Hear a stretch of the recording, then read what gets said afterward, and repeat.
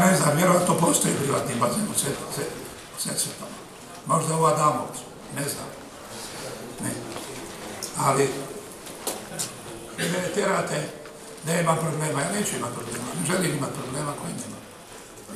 Ali dobro je da su privatni investitori došli do vas, da vi predlažete da mi subvencioniramo. To je dobro. Inače, vi u biti prozivate one koji oslobađaju poduzetničku klimu i uvijek ste im za petama. Vi dovodite u sumnju do sumnjivog morala. Evo, drago mi je da vi iz SDP-a konačno podupirite privatnu inicijativu. Neka sam i to dočekao, mogu ići u penziju sutra. Pa makar to bio i vaš član. Makar bio i vaš član. Ali molim vas. Makar, ne znam, ne tvrdim. Ali hoću vam nešto drugo reći. U Iveru će biti bazen sada kada se završi posao. Razmišljam o bazenu za istočni dio grada Dubrave i Sesvete. Gdje ćemo ga napraviti, tražimo lokaciju.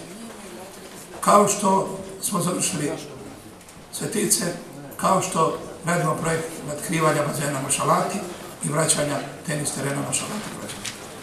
Znači, imamo još napraviti 2 bazena u Zagrebu, minimalno.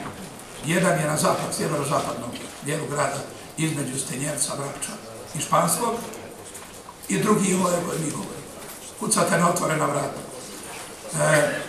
Predlažem,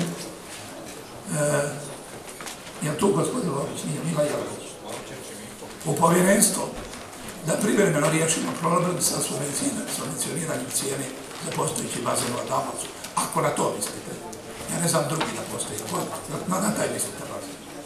Da uđete u povjerenstvo i da predložite gradskoj skupštini cijenu subvencije za kupanje ljudi u Sesvetama. Ako se slažete, budu da ste to inicirali. Molim te, gospođe Lovriću, ovaj solomonsko rješenje uvaženog zastupnika Etlingera, samo pazite da ne bude sukoba interesa. Prosim. Hvala.